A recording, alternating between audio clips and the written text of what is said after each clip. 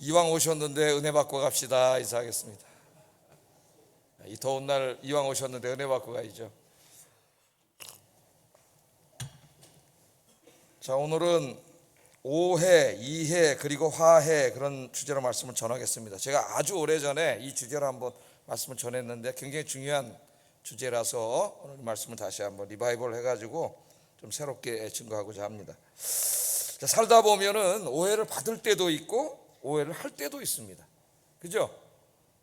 난 전혀 그런 의도도 없고 의사도 없었는데 막 어떤 사람들이 막 나를 이렇게 오해한다는 소리를 들을 때에 억장이 무너지죠. 굉장히 힘듭니다. 오해를 받을 때도 있고 또 내가 다른 사람을 이렇게 오해할 때도 있어요. 다른 사람 전혀 그런 의사가 없었는데 내 마음속에 혼자 막 생각을 해가지고 오해할 때도 있죠. 그러니까 두 경우가 다 힘들어요. 오해를 받을 때는 기가 막히고 억울해서 힘들고, 오해를 할 때는 분노와 미움이 생겨서 힘듭니다. 그러니까 이 오해는 우리가 이제 하면 안 되는 거죠. 오해 받을 행동을 해서도 안 되고 또 자꾸 남을 의심하고 오해해도 안 돼요. 이 둘 다 병든 마음이에요.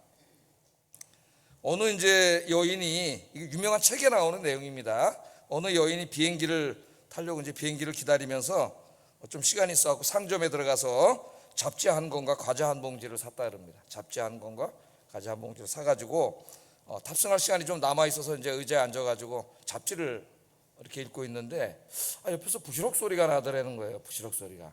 옆을 보니까 어떤 점잖은 신사 한 분이 와가지고 옆에 이렇게 앉아가지고 자기가 조금 전에 그 상점에서 산 과자 봉지를 이렇게 쭉 찢더니 그걸 옆에다 놓고 지원 먹더라는 거예요. 신사가 이 젠틀맨 나같이 생겨서 저같이 생긴 사람인지 먹더라는 거예요. 그러니까 여기 깜짝 놀랐겠죠. 이거 이런 사람이 다 있어. 근데 내 건데, 근데 뭐라고 말하기도 뭐하고 좀 그래가지고 자기도 내 건대로 꺼내서 하나 먹었대요. 그때는 한 번에 그치는 게 아니라 자기가 꺼내 먹으니까 그 신사가 또 꺼내 먹더래. 내 건데 그러면서 내가 또 하나 꺼내 먹으니까 계속 꺼내 먹더래요. 그렇게. 그러다 나중에 이제 과자가 마지막 한 개 남았답니다. 한 개 남았더니 신사가 그걸 뚝 빼더니 반을 뚝 불어가지고 반은 거기다 놓고 반은 자기가 먹더니 빙그레 웃으면서 가더래요. 그래서 이 여자 우리 화가 나기도 하고 참 어이가 없기도 하고 참 뭐라 그러기도 막 그래가지고 이제 막 가슴 마음이 부글부글 끓겠죠. 뭐 저런 사람이 다 있냐 그러고 비행기를 탔어요. 즐거운 여행이 돼야 되는데 뭐가 자꾸 생각나요. 우리는 그거 사로잡히잖아요. 스스로 불행해지는 거죠. 이제 계속 이제 화가 나는 거예요. 짜증이 나고 그 사람 생각하니까. 그러다 이제 콘택트 렌즈가 좀 뻑뻑해져 가지고 안에 이제 식염수를 꺼내라고 가방을 딱 열었더니 깜짝 놀랐어요. 거기 자기가 산 과자가 거기 들어있더라는 거예요. 그걸 자기가 누구 거 먹은 거예요. 지금 신사 거 먹은 거잖아. 신사가 자기 거 먹은 게 아니고 자기가 그 사람 걸 먹은 거예요. 그리고 이제 자기 마음속에 자기가 잘못된 거 오해를 하고 막 뭐 저런 사람이 다 했나 이제 막 별 생각을 다 하고 그렇게 한 거죠. 재밌는 이야기지만은 우리는 때로 이 여인처럼 자세하게 자초지종을 따져보지 않고 다른 사람을 오해할 때가 있습니다. 이 이야기는 재미있는 에피소드로 끝났지만 종종 오해는 우리의 삶에 엄청난 불행을 가져오기도 합니다. 오늘 우리가 읽은 본문이 바로 그런 본문이에요. 그럴 뻔했는데 서로 대화를 통해서 이해를 하게 되고 화해를 하게 되는 아름다운 모습으로 끝나는 장면이죠. 자, 오늘 한번 본문을 보세요. 다 읽진 않았지만 뭐 교회를 오래 다니신 분은 뭐 내용을 좋게 알고 있으리라고 믿고, 그래서 지난주에 제가 민수기 새벽기도 강의할 때 이 부분들을 강의를 했기 때문에 새벽기도 나오신 분들은 뭐 전체 내용을 알고 있고, 또 여러분 모르시는 분은 홈페이지 들어가서 공부를 하세요. 자, 오늘 본문은 이제 가나안 정복과 땅 분배를 마친 후에 동쪽에 이미 자리를 잡은 르우벤, 갓, 므낫세 반지파가 가나안 동쪽 가족에게로 돌아갈 때 발생한 이야기입니다. 자세한 배경은 알고 있는 것으로 전제하고 설명하지 않겠습니다. 자, 세 지파가 자기들의 땅으로 떠나고 얼마 있지 않아서 이스라엘 진영에 이상한 소리가 들려왔습니다. 그러니까 이제 요단강을 기점으로 해가지고 요단강 서쪽은 하나님이 주신 약속의 땅이에요. 근데 요단강 동쪽은 약속의 땅은 아닌데 그 가나안 땅으로 가는 중에 이제 그 땅을 점령을 하게 됐고, 이 세 지파가 이제 우리는 여기 살겠습니다. 그래서 거기 살게 된 거예요. 그러나 가나안 땅을 정복하는 데는 너희들도 와서 같이 도와야 된다 그래서 싸울 수 있는 군인들은 다 와가지고 다 정복하는데 끝까지 싸우고 땅을 분배한 다음에 이제 자기들 가족이 있는 요단강 건너서 자기 땅으로 가는 거죠. 그 돌아가기 전에 요단강을 건너기 전에 거기에 서가지고 이 세 지파가 제단을 쌓는데 큰 제단을 쌓았다 그랬어요. 제단을 쌓았는데 이 제단을 쌓았다는 소식을 듣고 이스라엘이 이게 하나님을 위한 제단이 아니라 이교적인 제단을 쌓구나 오해를 하고 이제 전쟁을 하려고 하는, 싸우려고 하는 이런 모습이 이제 나오는데 10절 12절에 오는 거 읽었죠. 다시 한번 이 부분 읽어보겠습니다. 시작. 므낫세 반지파가 가나안 땅 요단 언덕가에 이르자 거기서 요단가에 제단을 쌓았는데 보기에 큰 제단이었더라. 이스라엘 자손이 들은즉 이르기를 루벤 자손과 갓 자손과 므낫세 반지파가 가나안 땅의 맨 앞쪽 요단 언덕가 이스라엘 자손에게 속한 쪽에 제단을 쌓았다 하는지라. 이스라엘 자손이 이를 듣자 이스라엘 자손의 온 회중이 실로에 모여서 그들과 싸우러 가려 하니라. 아멘. 왜 거기다 큰 제단을 쌓았고 나머지 10지파가 그들과 싸우려고 가려고 했는지 이 내용이 이제 오늘 본문에 자세히 나와요. 자, 하여튼 그 제단을 쌓았다는 소식을 듣고 굉장히 이 10지파가 이제 막 화가 났습니다. 화가 나서 그들을 군사를 모아가지고 가서 전쟁을 하려고 그랬어요. 쳐서 다 멸하려고 그랬습니다. 이 내용이 이제 왜 그랬는지는 16절 19절 조금 이따 이제 우리가 공부할 거예요. 지금 다 이해가 안 돼도 설교를 끝까지 들으면 이제 이해가 됩니다. 자, 19절 말씀만 한번 읽어보겠습니다. 이들이 이 행동을 어떻게 받아들였는지 19절 읽어봅니다. 시작. 여호와를 거역하지 말며 우리에게도 거역하지 말라. 그러니까 그들이 제단을 쌓았는데 그것을 여호와의 제단이 아니라 인간적이고 이교적인 제단이라고 이제 그렇게 생각을 한 거죠, 이 사람들이.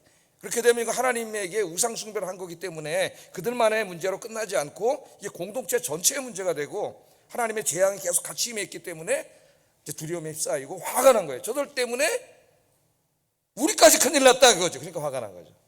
저들 때문에 우리까지 그래서 이제 화가 난 거예요. 자, 만일 이들이 정말 10지파가 생각하는 것처럼 이교적인 제단을 쌓았다면 이거는 하나님의 말씀을 어긴 명백한 우상 숭배였고 이스라엘 공동체 전체에 위험한 일이었습니다. 성격이 급한 사람들이, 성격이 급한 사람 있잖아요. 뭐 한번 얘기만 듣거나 인터넷에서 뭔 글귀 하나 읽거나 신문에서 뭔 하나 읽으면 와 달아올라가지고 막 하여튼 성격이 급한 사람 다혈질인데 좋은 점도 있어요. 이렇게 좀 사람들하고 잘 이야기하고 막 이렇게 대화도 잘하고 웃기는 소리도 잘하고 그래서 공동체에 좀 그런 분의 장점을 살리면 교회가 부흥하는 데 굉장히 중요합니다. 근데 이제 이 단점이 이제 확 달아오르는 이거죠. 이제 이 성격이 급한 사람들이 분노하고 그냥 이걸 단정해 버렸어요. 이거 우상 숭배다. 당장 군대를 모아가지고 가서 저 때려 부시고 저들을 혼내줘야 된다. 성격 급한 사람들이 막 그렇게 일어났습니다. 어제까지만 해도, 조금 전까지만 해도 하나님의 택함을 받은 12지파 한 언약 백성으로서 힘을 모아서 가나안 정복을 했던 그런 가족 같은 사람들인데 이게 이제 같이 전쟁을 할 상황에 처하게 된 거예요. 지금 막 성질이 급한 사람들은 막 당장 가서 막 쳐부시고 다 때려부시자 막 그러고 있는 거죠. 자, 물론 이것은 오해였습니다. 오해.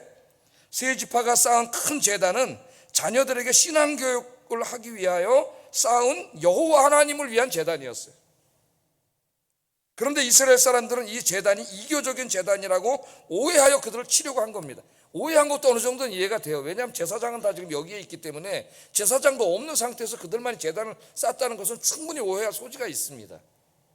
그러나 그들은 여호와 하나님을 위해서 자녀들의 신앙 교육을 위해서 쌓은 거예요. 좋은 마음에서 이 두 가지가 충돌하고 있어요.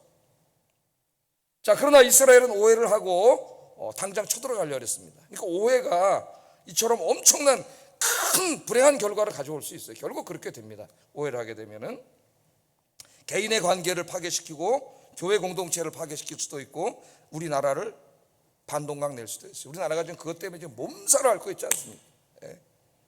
그러니까 또 못된 사람들이 거짓말로 글을 쓰거나 영상을 막 조작해서 만들어가지고 올려가지고 선동을 막 해가지고 이 달아오르는 사람들이 막 달아올라서 나라가 지금 주동강이 났죠. 나라가. 자, 여기서 우리가 두 가지를 생각해 봐야 됩니다. 첫째로 루벤과 갓과 므낫세 사람들에 대해서 한번 좀 생각해 보겠어요. 이와 같은 사람들이 있습니다. 우리의 이야기예요. 다 우리의 이야기. 자, 우선 제단을 쌓은 세 지파를 생각해 보세요. 이들은 요단강을 건너가기 전에 요단강 서쪽에 제단을 쌓았는데 큰 제단을 쌓습니다. 물론 그들은 후손들의 신앙 교육을 위한 좋은 목적으로 여호와 하나님을 위한 제단을 쌓았어요. 그런데 이 제단은 제사장도 없고 지금 성막은 저쪽에 있고 그런 가운데 자기들이 임의로 쌓은 제단이기 때문에 이게 충분히 나머지 이스라엘에게 오해를 살 소지가 다분히 있어요. 다분히 있습니다. 그러나 그들은 좋은 마음으로 쌓은 거예요. 아무 문제가 없다고 생각을 했습니다. 이 사람들 어떻게 생각해야 될까요, 여러분? 그들은 제단을 쌓기 전에 먼저 사람을 보내서 자신들이 왜 제단을 쌓는지를 설명하고 이스라엘에게 이해를 구해야만 했습니다. 왜냐하면 오해 소지가 있기 때문이에요. 만일 세 지파가 이렇게 지혜롭게 일을 했다면 이러한 오해는 없었을 겁니다. 우리는 혼자 살지 않습니다. 나만 옳다고 다 옳은 것이 아니에요. 내가 하는 행동이 아무리 떳떳하고 정당한 것이라 하더라도 나와 함께 일하는 다른 사람이 오해를 할 여지가 있는 일이라면 우리는 그것을 지혜롭게 행동해야 됩니다. 지혜롭게. 그래서 하나님이 잠언서를 주신 거예요. 각 경우마다 어떻게 우리가 지혜롭게 행동을 해야 되는가. 우리 속담에 과전 불남미요 이하 부정관이라. 그래서 속담이 있죠. 예? 옛말이 있습니다. 과전, 과가 무슨 과? 오이과자예요. 밭전자. 오이밭을 지나갈 때는 신발끈을 고쳐매지 말고, 이하, 이는 배나무 이자, 배예요, 배. 배나무밭 나무 밑을 지나갈 때는 갓끈을 고쳐매지 말라는 우리 소년들의 지혜입니다. 지혜. 사람들은 그렇게 생각할 수 있어요. 내가 우연히 오이밭을 지나가는데 신발끈이 부러졌어. 그럼 불편하잖아요. 내 신발끈을 맸어. 내가 뭘 잘못이야? 오해한 놈이 잘못이지. 이렇게 생각을 합니다, 사람들이. 근데 우리 소년들 그렇게 말하지 않았어요. 매지 말라는 거예요. 왜? 조금 불편하더라도 오이밭을 지나간 다음에 매라는 거예요. 왜냐하면 거기서 숙이면 저쪽에서 전방대에 지켜보고 있던 주인이 저 오이를 따는구나 하고 충분히 오해할 수가 있잖아요. 그럼 그 사람에게는 오해한 죄를 짓게 하는 것이고, 예? 그렇기 때문에 그렇게 하지 말라는 거예요. 배나무 밑을 지나가는데 갓끈이 클러졌어. 불편하잖아요. 근데 불편하니까 갓끈을 매면 돼. 뭔 잘못이야? 남의 거 따지도 않았는데. 그랬다고 다 되는 게 아니에요. 그런 사람은 혼자 무인도 가서 살아요. 갓끈을 매면은 저쪽에서는 오해에 손이 올라가니까 따는지 알고, 그래 좀 불편하더라도 배나무를 지나가서 갓끈을 매라는 거예요. 그게 삶의 지혜고 상대방을 배려하는 마음입니다. 근데 오늘 여기에 이 세 지파는 그러한 모습이 보이지 않아요. 나는 그런 의도가 없었는데 다른 사람에게 자꾸 오해를 받습니까? 이런 분들은 자신을 돌아보아야 할 필요가 있어요. 물론 우리가 어떤 일을 할 때 모든 사람에게 다 이해를 구하고 하기는 어렵습니다. 그러나 오해를 할 가능성이 큰 사람들에게는 미리 양해를 구하는 것이 삶의 지혜다. 내가 이런 행동을 하고 공동체에서 또는 가정에서도 마찬가지예요. 이런 말을 할 때 상대방이 오해할 수 있지는 않을까? 그것을 생각하는 게 훌륭한 거예요. 성숙한 것이고. 그래서 양해를 구할 거는 미리 양해를 구하면 오해하지 않잖아요. 예? 그럼 행복해지는 거예요. 서로가 다 행복해지는 거예요. 그것이 부족한 모습을 보여주고 있어요. 나는 옳아. 난 그런 의도가 없었어. 저 사람들이 나쁜 사람이야. 그게 옳은 게 아니에요. 지혜롭지 못한 겁니다. 자, 그럼 이번에 열지파를 한번 생각해요. 열지파. 다음으로 생각할 것은 열지파의 행위. 그들의 행위를 오해해서 전쟁을 하려고 했습니다. 이 사람들이. 우리는 종종 다른 사람의 행동에 대하여 한 일면만 보거나 혹은 한두 사람의 말만 듣고 쉽게 단정해버리고 오해하는 경우가 허다합니다. 여러분 한번 생각을 해보세요. 요단강 서쪽의 열지파 사람들은 이 세 지파 사람들이 요단강가에 큰 제단을 쌓았다는 소식을 들었어요. 그거는 사실이에요. 제단을 쌓았으니까. 예? 항상 오해에는 일면의 진실이 있습니다. 전혀 진실이 없는 게 아니에요. 이 소식을 듣자마자 일단의 사람들은 그들이 여호와의 제단과 다른 우상의 제단을 쌓고 있다고 생각했어요. 그들은 모든 상황과 자초지종을 다 알아보기도 전에 세 지파가 우상 숭배를 하고 있다고 자기들 마음속에 단정을 해버렸습니다. 우리에게 흔히 있는 일입니다. 지금 우리가 하는 일들이에요. 김규나라고 하는 작가가 쓴 반성이라고 하는 수필집이 있는데 여기 아주 지혜로운 말이 하나 있습니다. 우리가 꼭 새겨들어야 될 말이 있어요. 이 오해를 하는 사람들, 또 오해를 자주 받는 사람들이 좀 들어야 됩니다. 자, 이렇게 썼습니다. 대부분의 파충류나 곤충처럼 360도의 전반적 시각을 갖지 못한 인간이 어느 일면만을 인지하고 전체를 판단해야 하는 것은 불가피한 일이다. 따라서 오해란 인식하고 있는 만큼의 진실임이 중요한 말입니다. 오해란 진실이 없는 게 아니에요. 자기가 인식하고 있는 만큼의 진실이며 그 부분적 진실은 폭넓은 이해를 방해한다. 이게 얼마나 참 훌륭한 말입니다. 제 경험을 한번 얘기해 보겠습니다. 제 경험. 어느 날 이제 새벽 기도를 마치고 운전을 해서 집으로 가고, 이제 이쪽 신천 쪽으로 해서 집을 가고 있는데 그 버스 전용 차선이 있잖아요. 제가 이렇게 가고 있는데 차도 이제 많지 않은데 새벽에는 버스 하나가 가다 갑자기 굳이 자기가 뒤로 와야 되는데 앞으로 확 이렇게 가고 제 앞으로 먼저 가려고 이제 아마 저쪽 차선 바꿔야 되는 것 같아요. 1차선 쪽으로 확 들어와서 제가 브레이크를 밟고 이렇게 섰는데 화가 좀 났어요. 마음속으로. 뭐 저 혼자 차 타고 가는 중인데 화가 나서 뭐 저런 사람이 다 있나 그랬지만은 내가 그래도 새벽 기도하고 가고 있잖아요. 마귀가 역사하는구나. 은혜 받고 가는데 난 아침부터 화나게 하려고. 그래서 기도한 사람이 이해해야지 그러고 이제 이해하고 가는데 1차선으로 들어가더니 또 좀 있다 또 앞으로 씩 나오면 내 앞을 또 막는 거야. 그 진짜 화가 났어요. 진짜. 진짜 화가 났어요. 그래서 제 마음속에 좀 순화해서 말하면 제가 이제 제 마음속에 다 일어난 거예요. 뭐 저런 인간이 다 있냐 저게. 저 아주 지밖에 모르는 얌체 같은 놈이네. 제 마음속에. 진짜 옛날 같으면 젊을 때 같으면 앞에 차 세웠을지도 모르는데. 그리고 이제 들어가 그런 마음을 먹고 있는데 차가 나갔다 다시 자기 차선으로 들어가더라고. 보니까 거기 불법 주차를 한대 해놨어요. 그러니까 갈 수가 없으니까 나왔다 들어간 거예요. 그래서 보니까 첫 번째 나올 때는 이제 그 사람이 잘못했는데 두 번째는 어쩔 수 없어서 나온 거예요. 근데 저는 제 마음속에 오해를 한 거죠. 이게 지금 얌체같이 운전을 한다고. 이제 물론 이건 내가 그 사람한테 말한 것도 아니고 다툰 것도 아니고 뭐 빵한 것도 아니고 순전히 그냥 제 마음속에서 일어난 겁니다. 아무도 모르죠. 그러나 누가 아셔요? 하나님이 아시잖아요. 하나님 제 마음. 그 순간 제가 굉장히 부끄러워지더라고. 그 미안한 마음이 들더라고요. 그 사람한테 말을 하지도 않고 아무것도 안 했지만은 목사로서 이렇게 함부로 판단하고 남을 오해하고 그 사람은 모르겠지만 인격을 함부로 이렇게 왜곡시킨 거죠. 제가 나쁜 사람으로. 상당히 미안한 마음이 들었어요. 좀 더 이렇게 생각해 봤으면 얼마나 좋았을까 그런 생각이 들었습니다. 우리는 이런 실수를 범할 때가 종종 있습니다. 특별히 교회 공동체 안에서도 그렇고 가족에서도 그래요. 우리는 어떤 사람이나 사건의 일면만 보거나 한두 사람의 이야기만 일방적으로 듣고 모든 일을 쉽게 단정해버리는 못된 죄성이 있어요. 파충류는 어떻게 한다고요? 머리가 360도 돌아가. 이게 다 이렇게 보고 판단을 해요. 사람은 이게 안 돌아가요. 그러니까 자기 보는 것만 보는 거예요. 듣는 것만 듣고. 그리고 모든 걸 단정 지어버리는 거예요. 그게 문제죠. 그게.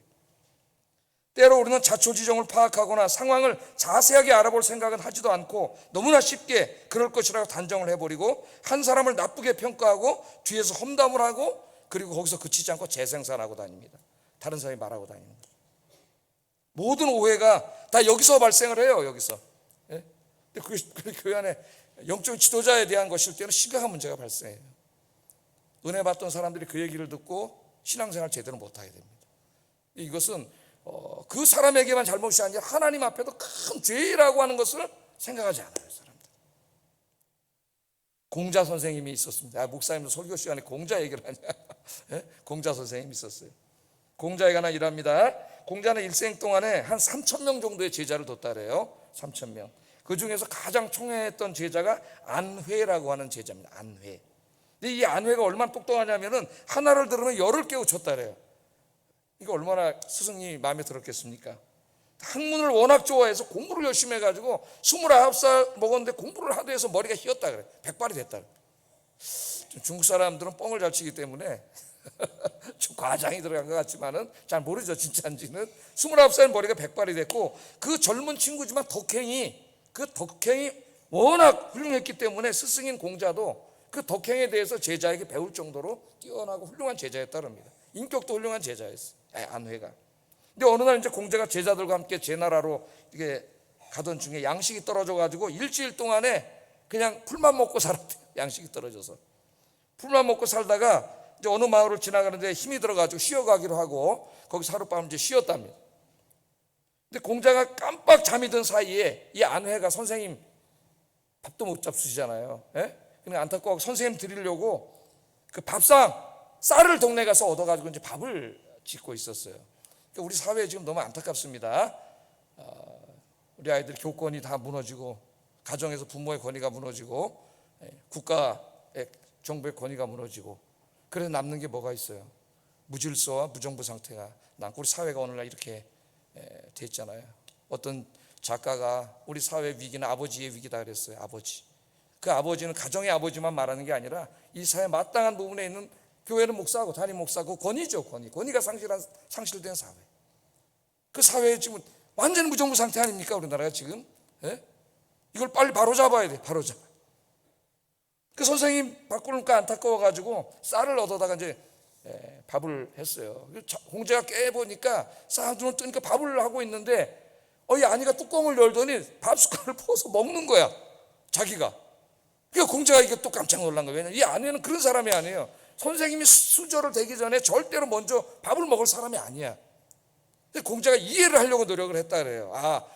일주일 동안 밥을 못 먹었잖아. 이게 훌륭한 사람이에요. 이해를 하려고 했으니까. 얼마나 배고프면 저랬을까. 그렇게 이해를 했지만은, 그러나 저 잘못을 깨우쳐는 줘야 되겠다 이렇게 생각을 한 거죠. 깨우쳐는 줘야 돼. 이해는 하지만 깨우쳐는 줘야 되겠다. 오늘 우리 사회에 훈육하는 것을 자꾸 나쁜 것으로 치부하는 사람들이 나오고, 그런 사람이 텔레비전에 나가서 2% 저 프로 맡으면서 이상한 얘기를 해가지고 우리 사회에 더 문제가 생겨요. 뭐 비판하는 학자 요새 많이 비판을 하지만은, 자기는 뭐 훈육을 막은 건 아니고 때리지 말라 그랬다는데, 결국 부모의 어떤 자녀 훈육을, 사랑의 매를 폭력으로 보는 거예요. 이 사람은 상당히 위험한 사람인데 굉장히 인기를 끌고 있어요. 인기를. 하나님은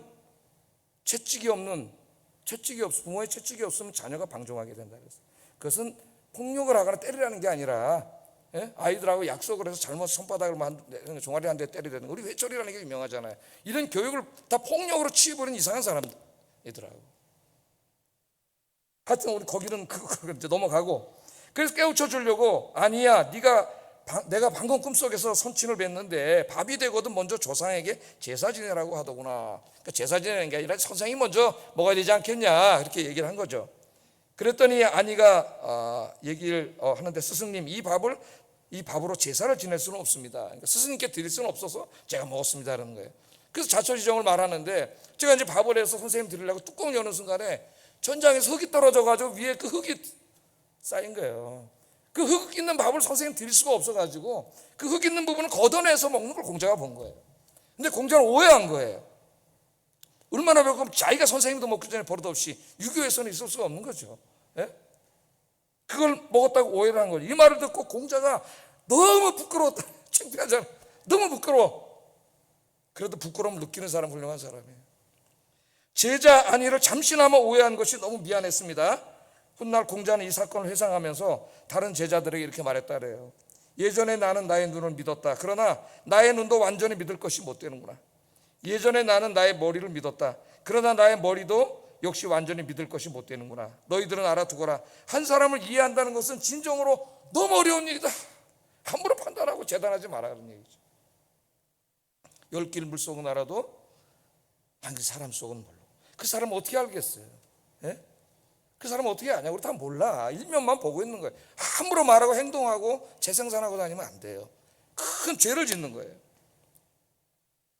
우리는 한 사람의 언행이나 어떤 사건을 전체적으로 알지 못합니다. 어떤 사람에 대해서 지극히 일면만 봅니다. 어떤 사건도 마찬가지입니다. 물론 우리가 본 만큼은 분명한 사실일 수 있습니다. 그러나 우리가 본 일부를 너무 쉽게 단정해버리면 그 사람의 전체를 알 수 없게 되고 그 사람에 대해서 오해를 하게 돼요. 오해. 제가 말했죠. 오해는 내가 오해하고 있는 그 사람의 인격을 왜곡시키고 폄하하는 그런 그 사람에게 죄를 짓는 것임과 동시에 하나님에게 큰 죄를 짓는 거라는 걸 알아야 됩니다. 아무것도 아닌 게 아니에요. 아무것도 아닌 게. 그리고 나중에 그것이 오늘 이 나오는 이야기처럼 우리 삶에 돌이킬 수 없는 큰 불행을 가져오게 됩니다. 삼국지 얘기를 좀 해드리겠습니다. 삼국지에 조조라고 하는 사람이 나옵니다. 잘 아시죠? 난세 가농이라고 불렀던 조조가 나오는데, 어느 날 적과의 전쟁에서 져가지고 휘하의 부하 장수들을 다 잃고 혼자 도망을 치는 날이 있었어요. 도망을 치다가 잡혀 죽게 생겼으니까 제일 친한 친구가 생각이 나지 않습니까? 저 친구라면 나를 지켜줄 거다. 친구 집에 이제 들어갔어요. 피해서. 그러니까 신뢰하니까 들어갔겠죠. 전쟁에서 졌는데 누가 숨겨주겠어요. 친구 집에 들어가서 이제 친구를 믿었기 때문에 그냥 잠이 들었어. 한참 자다가 이제 부시시 눈을 떴는데 바깥에서 칼 가는 소리가 들려요. 칼 가는 소리. 싹싹싹싹 칼 가는 소리. 칼을 갈면서 이 사람이 뭐라 하냐면, 잘 갈아야 돼. 한 칼에 쳐야지. 이 말을 하면서 칼을 가는 거예요. 깜짝 놀랐어요. 야, 이놈이 친구라고 믿었는데 날 죽이려고 그러는구나. 갖다 바치려고. 적에게 화가 나가지고, 그냥 여러분 우정 친하게 생기겠다가 배신을 당하면 화가 배로 나겠죠. 칼을 확 꼽아 나와 다 죽여버렸어요. 친구도 죽이고 가족도 다 죽여버렸습니다. 그럼 미친 듯이 살인을 하고, 미치면 안 보여요, 아무것도. 그리고 이제 정신을 차리고 보니까 옆에 돼지 한 마리가 먹히는 거예요. 친구가 자기 그 고생했다고 돼지 잡아서 돼지고기 대접하려고 칼을 갈면서 잘 갈아야지, 한 칼에 해쳐야지 한 얘기를 자기를 죽이려고 한 것이라고 오해를 한 거죠. 돌이킬 수 없는 실수를 저지르고 나중에 장례식을 잘 치러줬다 그래요. 그러니까 오해가 이 엄청난 파국으로 이끌 수가 있습니다. 거기에 이제 사탄이 역사한 거죠. 가정 얘기를 한번 하겠습니다. 가정에서도 이런 부부간에, 부모 자식 간에 이제 오해가 생길 수가 있어요. 제가 다른 교회를 아주 오래전에 20여 년 전에 사역할 때 제 교구에 한 젊은 여성도님이 있었습니다. 상담 중에 이분의 부부 관계가 깨지기 일보 직전, 이제 다시 회복되기가 어려울 정도까지 이제 악화된 상태에 있었어요. 자초지종을 얘기를 해주시더라고요. 어느 날 이제 자기가 길거리에서 우연히 남자 동창을 만났다는 거예요. 동창을 만나, 반갑다 친구야. 그리고 카페에 들어가서 이제 커피를 한잔 하고 있었는데, 우연히도 그때 마침 직장에 갔던 남편이 그 카페를 들어왔어요. 들어와서 두 사람이 다정하게 까르르 웃으면서 얘기하는 걸 본 거예요. 보고 이 남편이 오해를 했습니다. 저 둘이 아직도 사귀나 보다. 그래 그날 집에 와서 대판 부부싸움을 했대요. 이게 첫 번째 이제 단초예요. 단초. 그리고 이제 끝났는데, 그 다음에 또 길을 가는데 어느 정도 씨가 또 만났대, 그 친구를. 뭐 어떻게 해야 돼요, 여러분? 그래 잘 가라 그러고 가야지. 근데 난 떳떳한데 사람들이 그럽니다. 나 아무면서 또 들어가서 커피를 또 마신 거예요. 근데 이번에 어떻게 또 우연히 남편이 또 들어가서 또 봤어요. 두 번째. 그럼 이제 확신이 생깁니다. 이거 틀림없구나, 이거 나를 속이는구나. 그래가지고 이제 싸우기 시작하고, 그 다음부터 이게 자꾸 갈라지면서 모든 게 이제 믿어지지 않고 의심이 되는 거죠. 의심이. 그러면서 저에게 왔을 때는 거의 회복이 안 될 정도면, 회복할 수가 없는 상태까지. 그 작은 오해 하나가 엄청난 거예요. 여러분, 오해는 이처럼 무서운 거예요. 그러므로 우리는 오해를 살 만한 행동을 해서도 안 되고, 함부로 단정해버리고 오해해도 안 됩니다. 우리는 항상 명심해야 됩니다. 내가 본 것과 들은 것이 다가 아닙니다. 그것들은 한 사람이나 한 사건의 일면일 뿐이라는 걸 늘 명심해야 돼요. 쉽게 단정하지 말고 좀 더 전체적인 상황을 파악하고 자초지종을 파악하려고 노력하십시오. 그래야 다른 사람의 인격을 함부로 폄훼하고 왜곡하는 죄를 짓지 않을 수 있습니다. 자, 이 세 지파에 이제 분노한 사람들이 모여들었습니다. 곧 군사를 모집해서 당장 가서 때려 부숩시다. 저 우상을 남겨두면 우리가 다 하나님 앞에 큰일 납니다. 막 그런 소리가 막 다수의 소리가 올라가고 있었는데, 그래도 공동체에 지혜로운 사람이 있었어요. 여러분, 그 지혜로운 사람 되시기 바랍니다. 지혜로운 사람. 그들은 그 사람들을 진정시키고, 우리가 가서 싸우기 전에 한번 자초지종을 알아보자. 왜 큰 재단을 쌓는지, 그 재단이 누구를 위한 재단인지, 이걸 우리가 먼저 알아보자. 그게 지혜로운 사람이죠. 그래서 이제 대표단을 뽑았는데, 그 대표단 단장을 제사장의 아들 비누아스라는 사람을 뽑았습니다. 훗날 이 사람이 이제 대제사장이 되게 되고, 비누아스에 대해서는 제가 새벽기도 때 설교까지 했어요. 그러니까 민수기 강해를 들어보시면 비누아스에 대한 이야기가 나옵니다. 13절 15절 한번 읽어보겠습니다. 시작.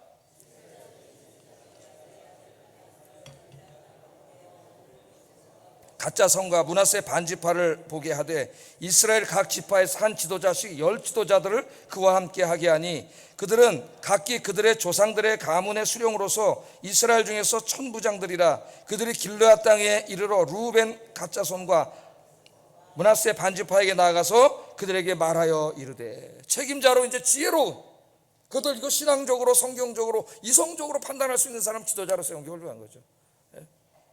비누아스를 세우고 각 열지파의 이제 천부장들을, 지휘관들을 뽑아가지고 대표단을 만들어서 자초지종을 알아보자, 상황을 파악하러 이제 간 거예요.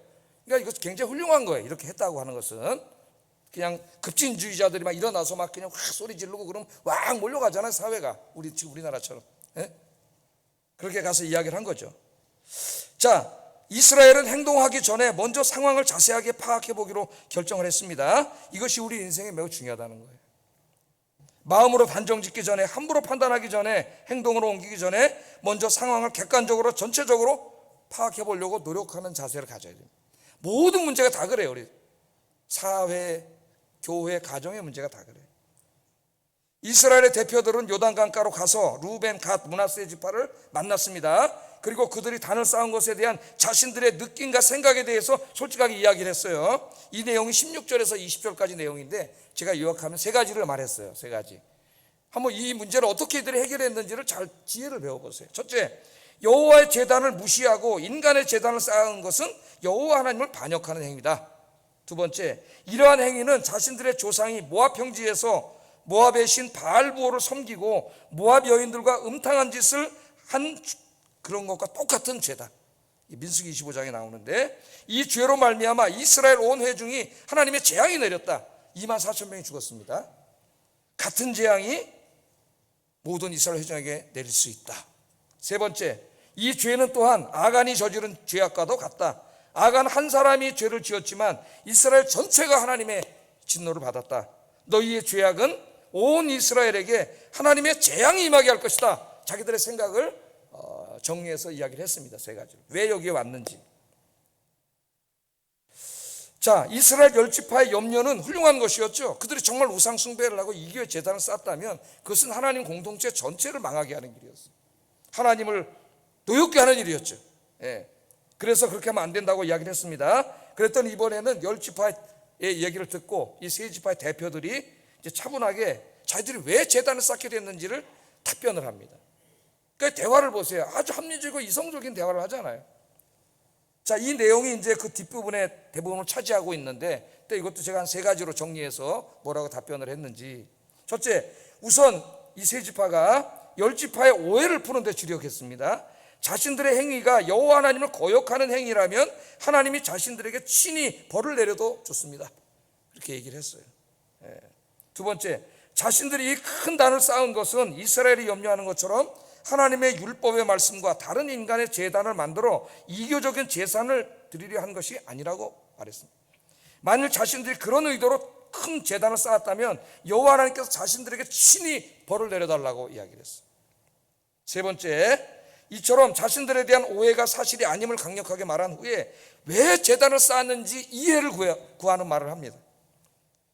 자기들은 이제 요단강 건너가야 되잖아요. 그러면 약속의 땅은 요단강 서쪽만이에요. 요단강 건너가서 지금 루벤, 갓, 므낫세 지파가 사는 곳은 약속의 땅이 아닙니다.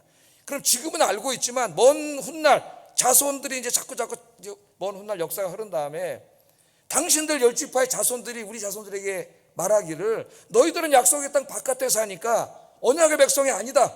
그러니까 하나님이 주신 이 분기, 축복을 너희들은 받을 자격이 없다. 그렇게 말하게 될까봐 두려워서 여기다가 표징을 삼으려고 제단을 쌓은 겁니다. 또 우리 자녀들에게는 너희들도 하나님의 자녀라고 하는 언약의 백성이라고 하는 것을 가르치기 교육적인 의미에서 여기다 제단을 쌓은 겁니다. 그렇게 자기들의 생각을 차분하게 설명을 했습니다. 자, 문제는 대화를 했잖아요. 이 열 지파 사람들이 이걸 어떻게 받아들이냐는 거죠. 자, 지혜롭지 못한 사람은 어떻게 해요? 그러다 그렇지 거기다 제단을 쌓아. 이렇게 얘기했을 거예요. 지혜롭지 못한 신앙이 없는 사람들은. 그런데 오늘 그랬다면 뭐 싸울 수밖에 없는 거죠. 근데 열 지파 대표들은 그렇게 하지 않았어요. 그들의 말을 듣고 그 제단을 그런 의도로 쌓았다면 그 일은 좋은 일이라고 이야기하고, 그들이 제단을 쌓을 수밖에 없었던, 비록 오해 소지가 있지만 제단을 쌓을 수밖에 없었던 그들의 형편을, 중요한 게 나와 이제 이해해 주었다는 거야. 이해. 30절 31절 한번 읽어보겠습니다. 30절 31절 시작. 회중의 지도자들 곧 이스라엘 천천의 수령들이 르우벤 가짜 손과 므낫세 자손의 말을 듣고 좋게 여긴지라 제사장 엘르아살의 아들 비누아스가 르우벤 자손과 가짜 손과 므낫세 자손에게 이르되 우리가 오늘 여호와께서 우리 중에 계신 줄을 아노니 이는 너희가 이 죄를 여호와께 범하지 아니하였음이니라. 너희가 이제 이스라엘 자손을 여호와의 손에서 건져내었느니라. 아멘. 그걸 좋게 여겼다 그래요. 우리 대화에서 이렇게 좋은 결과를 내기가 어려워요. 어떤 사람은 서로 이해하려고 만나서 얘기하다 더 크게 싸움. 더 크게 싸움. 대부분 대화가 그렇게 끝나요. 거기서 또 옛날 얘기하고 또 옛날 얘기하면은 해결이 되지가 않아요.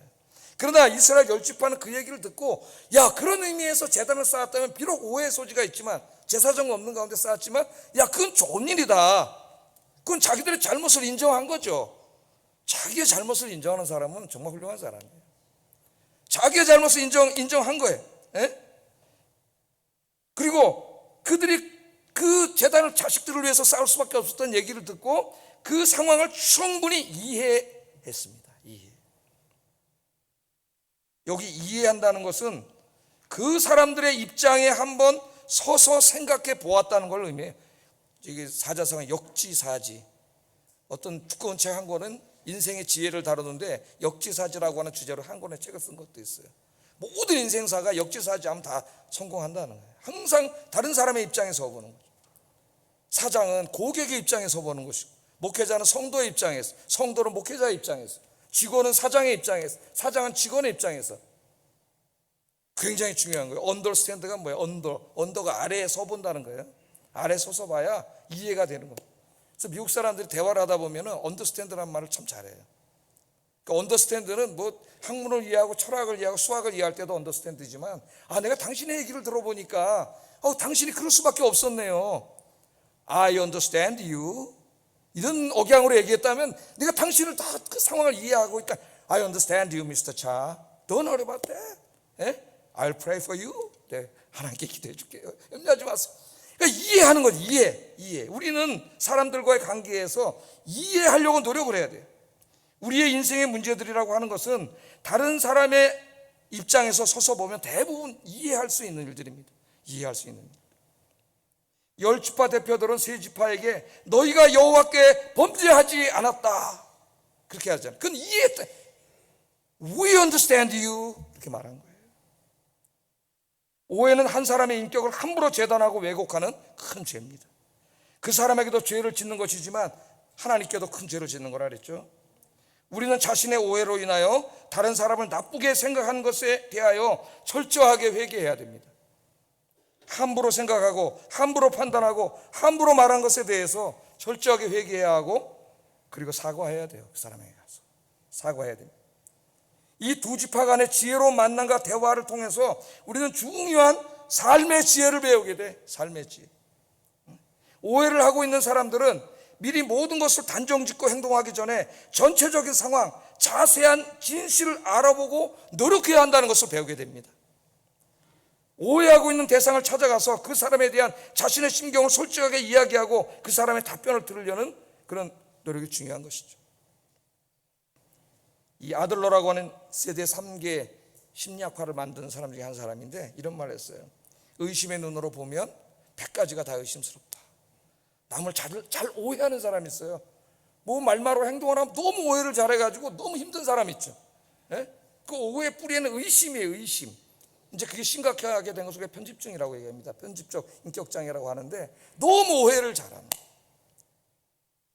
의심의 눈으로 바라보면 100가지가 의심스러워. 아들로가 그렇게 얘기했어요. 이 부부간에도 아까 그보다 생각해 보면은 의심의 눈으로 한번 바라보면 의처증, 의부증이 생겨나는데 의심의 눈으로 한번 바라보면 그 사람의 행동 100가지가 다 의심스러워. 그럼 그 사람의 행동이 머릿속에서 전부 다 이렇게 논리적으로 엮여가지고 사실도 아닌 것이 자기 머릿속에 사실이 돼요. 그래서 부부관계도 깨지고 다 관계가 깨지고 이렇게 되는 거예요. 나중에 외톨이 혼자 살아야 돼요. 혼자. 그러니까 남을 잘 오해하고 있는 사람은 자기에게 그런 병이 있다는 것을 생각을 하고 좀 더 이렇게 상황을 파악하고 노력하고 알려고 하는 그런 노력과 기도를 해야 돼요. 기도를. 오해를 또 자주 받는 사람도 역시 마찬가지예요. 자기 행동이 대부분 굉장히 사려 깊지 않은 행동일 수 있어요. 같이 사는 다른 사람들이 오해를 살 만한 행동, 다른 사람을 배려하는 마음으로 한 번 더 생각하고 행동을 해야 된다. 한 번 더 생각하고 말하고, 그래야 가정도 행복한 가정이 되고 교회도 행복한 교회가 되고 이 사회가 행복한 사회가 될 수가 있습니다. 여러분 부부간에도 대화를 많이 하세요. 예? 대화를 많이 해. 서로가 많이 알아야 오해하지 않을 수 있어요. 그래서 저희 부부는 결혼해서 대화를 상당히 많이 했습니다. 제가 어렸을 때 잘한 얘기들을 다 저희 집사람한테 해주고, 그때 우리 집사람이 듣고 울더라고. 눈물을 흘려주고. 그래서 서로 이해가 되고, 아, 저 사람 저랬기 때문에 이런 행동을 했겠구나 하는 걸 이해하게 돼요. 이해. 우리는 노력해야 돼요. Trying to understand each other. 서로 이해하려고 노력을 해야 돼요. 예? 이해가 굉장히 중요해요. 그럼 오늘 여기 이해하잖아요. 서로가. 아, 그럴 수밖에 없었구나. 예? 서로 대화를 듣고 말을 듣고 이해를 하잖아요. 어떤 사람 아무리 얘기해도 벽에다 대고 얘기하는 것 같은 사람이 있어요. 얘기가 전혀 되지가 않아요. 듣질 않아요. 예? 불행한 거예요. 서로 이야기를 하고 이야기를 듣고 이해하려고 노력하는 여러분 되기를 주의 이름으로 축복합니다. 예. 우리 인생의 관계의 문제들이 상당 부분이 오해에서 비롯되는 경우가 상당히 많습니다. 싸우고 다투려고 하기보다는 먼저 이해하려고 노력하시라는 거예요. 이해하려고. 아, 저 사람이 나 같았으면 저 상황에서 어떻게 했을까? 그렇게 역주사지할 수 있다면 그 사람은 굉장히 성숙한 인격을 가진 사람이에요. 자, 그 결과가 어땠어요? 화해하게 됐잖아요. 전쟁을 하려고 그랬는데, 예? 알아보지도 않고 쳐들어왔으면 전쟁을 할 뻔했잖아요. 그런데 서로가 이야기를 하고 서로가 understand each other, 서로를 이해하고, 그러니까 거기에 평화가 찾아왔어요. 그럼 여러분 가정에 부부간에 평화가 찾아오고, 부모 자식 간에 평화가 찾아오고, 교회 공동체 안에 평화가 찾아오고, 대한민국이 치유됩니다. 대한민국. 33절 한번 읽어보겠습니다. 시작.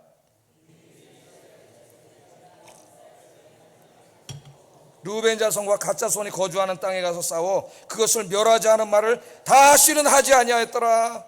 그래서 이스라엘 두 지파가 행복하게 됐는데, 여러분들 서로 오해하지 마시고, 오해를 자주 받는 사람은 자기 행동을 한번 생각해보고, 오해를 자주 하는 사람은 자기의 그런 습관, 태도, 잘못된 병이 있다는 걸 알고 이해하려고 노력하고, 그렇게 함으로써 결국 여러분 살고 있는 가정과 교회와 사회를 화평을 이루는 여러분 되시기를 주의 이름으로 축복합니다. 기도하겠습니다. 자, 말씀을 생각하면서 요약 정리하고 기도하겠어요. 다른 사람에게 오해를 받지 않도록 모든 일을 지혜롭게 하게 하시고, 보고 들은 일면만 가지고 모든 것을 단정짓고 함부로 판단함으로 다른 사람의 인격을 함부로 왜곡하는 죄를 짓지 않게 하소서. 모든 것을 단정짓기 전에 전체적인 상황과 자초지종을 먼저 알아보므로 상대방을 이해하려고 노력하는 삶을 살게 하소서. 다투기보다 서로 오해를 풀고 서로 이해하며 화평을 이루는 삶을 살게 하소서. 내 개인 관계에서, 부부 관계에서, 부모 자식, 가정, 교회, 사회에서 그런 그리스도인이 되게 하소서. 기도하겠습니다. 사랑하신 아버지 하나님, 감사합니다. 오늘 이 귀한 말씀을 통하여 우리가 혼자 살지 않고 많은 사람들과 함께 살아가는 가정과 교회와 또 이 사회 속에서 우리가 어떻게 살아야 되는지 지혜를 가르쳐 주신 거 감사합니다. 내가 다른 사람들이 오해를 자주 받는 사람이라면 나의 행동에도 문제가 있을 수 있습니다. 내가 행동하고 말하기 전에 내가 행동한 말이 과연 다른 사람에게 오해를 불러일으킬 일은 없는지를 먼저 세밀하게 살피는 지혜를 주시옵소서. 다른 사람을 쉽게 오해하고 의심하는 그런 병이 있다면은 먼저 오해하고 단정짓기 전에, 함부로 단정짓기 전에 먼저 기도하면서 모든 상황과 모든 일들을 자세히 알아볼 수 있는 노력, 이해하려고 노력하는 사람이 되게 하시고, 그렇게 함으로 우리 하나님께 성도들이 가정과 교회와 직장, 이 사회 안에서 서로 이해하려고 노력함으로 화평을 추구하는 저희들이 되게 하여 주시옵소서. 예수님 이름으로 기도드립니다. 아멘.